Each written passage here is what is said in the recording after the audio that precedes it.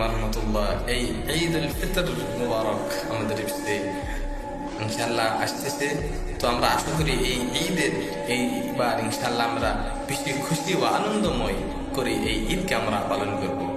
তো ঈদে করণীয় কয়টা সুন্নত আছে আপনাদেরকে আমি বলে দিচ্ছি। প্রথম সুন্নতর নাম হলো, আপনারা নোট করবেন, প্রথম সুন্নত ঘুম থেকে আপনাদেরকে জলদি উঠতে হবে। ঘুম থেকে জলদি ওঠা প্রথম সুন্নত।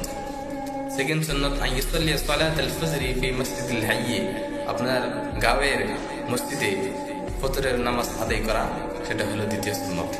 তৃতীয় সুন্নত হলো আইয়াস্তাসাক, আপনাদেরকে মিসওয়াক করতে হবে, এটা হলো তৃতীয় সুন্নত।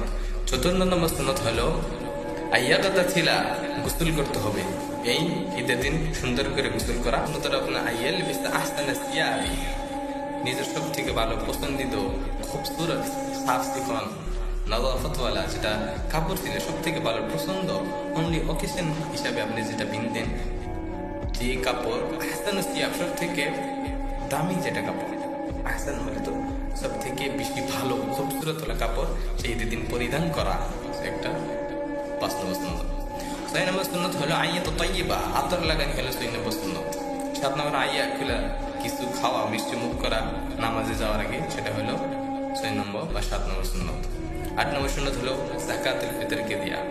9 নম্বর সুন্নত হলো বেশি বেশি সদকা করা।